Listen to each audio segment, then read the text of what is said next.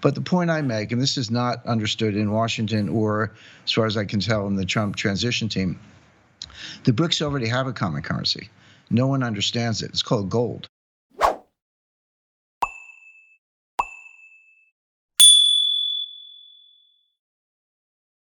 Sure. I saw that it was actually a post on X from Donald Trump about the BRICS and the tariffs, exactly as you described. My first thought was, hey, BRICS not that well understood. Tariffs also not that well understood. There's kind of an interesting mashup of the two.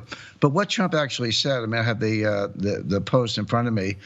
He says, we require a commitment from these countries. They will neither create a new BRICS currency nor back any other currency to replace the mighty U.S. dollar, or they will face 100% tariffs.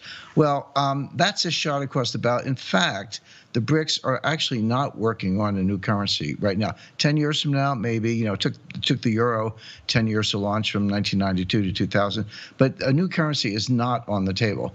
They are working on a new payment system for the existing currencies, which is different. Jim Rickards argues that the BRICS nations already use gold as a de facto common currency to settle trade imbalances, avoiding the need for a new currency.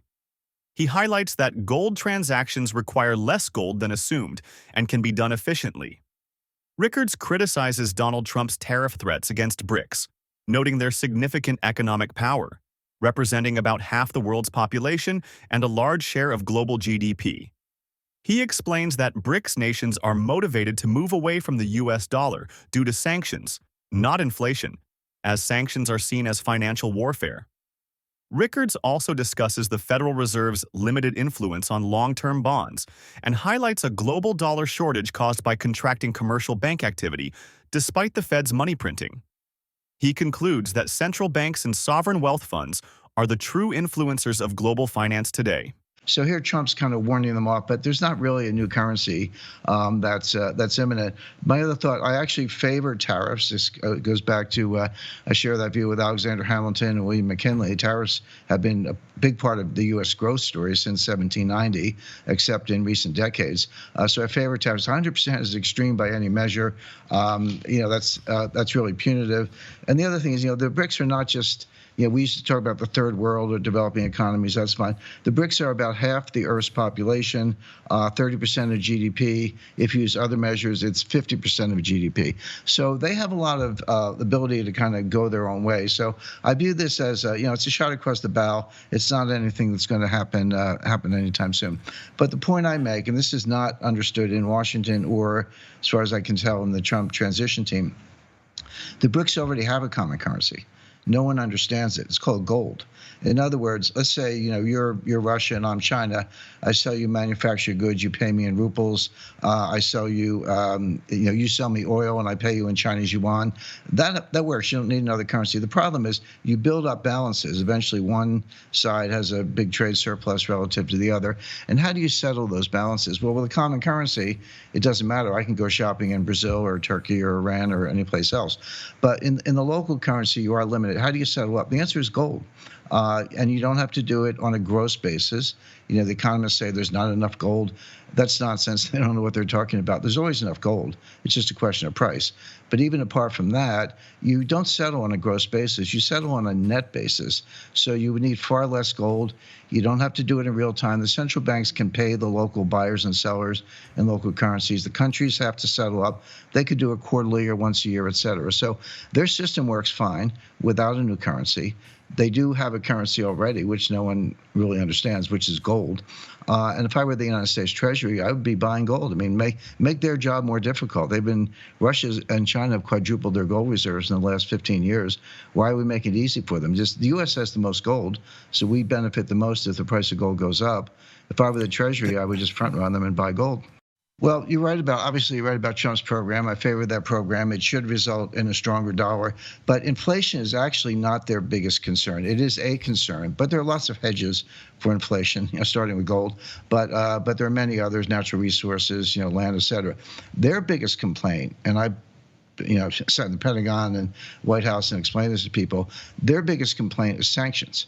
And there's a people kind of take sanctions and tariffs and mash them together. They're completely different.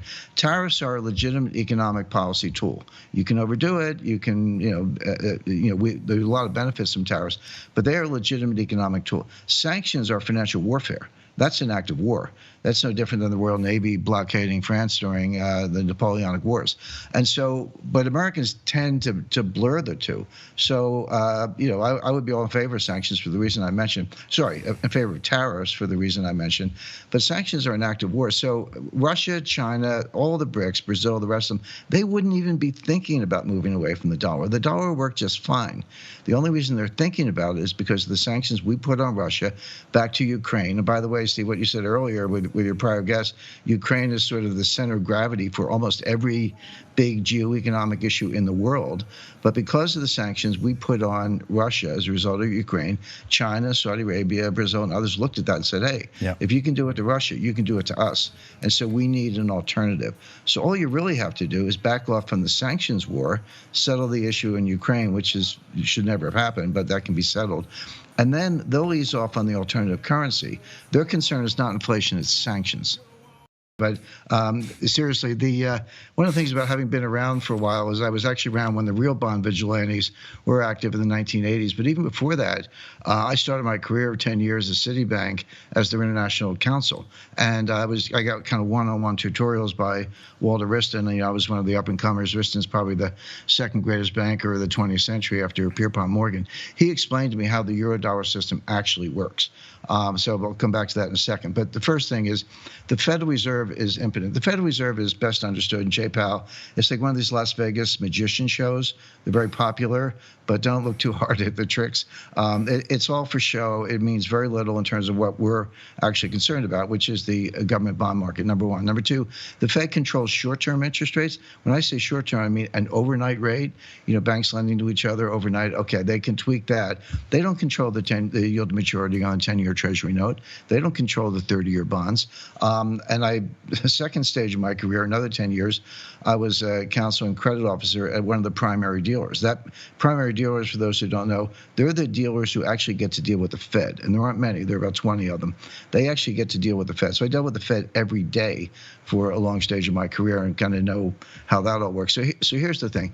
The MSNBC article quotes a couple of stories. One of them was Bill Clinton's shock at learning that he had to pay attention to the bond market. That was from 1993. The other one was the original bond vigilantes from the mid-1980s. Okay, true enough. But one story is 30 years old. One story is 40 years old. That's reaching back pretty far. The situation today is the following. If there are bond vigilantes, they're in the People's Bank of China. They're in the European Central Bank. In other words, it's the central banks and the sovereign wealth funds, number one. Yep. Number two, there's a global dollar shortage. And when you say that to people, they're like, what are you talking about? The Fed printed $10 trillion. How could there be a dollar shortage? When the Fed prints money, they buy bonds from the bank. The money does come from the banks. That money comes out of thin air. But the banks give it back to the Fed in the form of excess reserves. So that money doesn't go anywhere. You're just inflating the balance sheet of the Fed. Real money, the kind that drives the economy, the kind that you and I or anyone else would care about, comes from commercial banks, particularly Eurodollar banks. They're contracting their balance sheet. There is a dollar shortage. And when you see China selling Treasury notes, the Treasury has these TIC reports that come out. You go, oh, China has reduced its holdings of U.S. Treasury securities. They're dumping the dollar. No, they're not. They're desperate for dollars. They're selling Treasuries to get dollars to prop up their own banks. So the truth is there's a dollar shortage. If we're going to have a dollar problem in the near future, it's going to be because the dollar is too strong. We'll leave that for later. Wow. So the bond vigilante story is nonsense. In conclusion, Jim Rickards emphasizes that gold serves as a practical tool for BRICS nations to settle trade balances, challenging the need for a new currency. He critiques U.S. sanctions as a key driver of the BRICS move away from the dollar and highlights the complex dynamics of global finance, where central banks and structural dollar shortages play a pivotal role.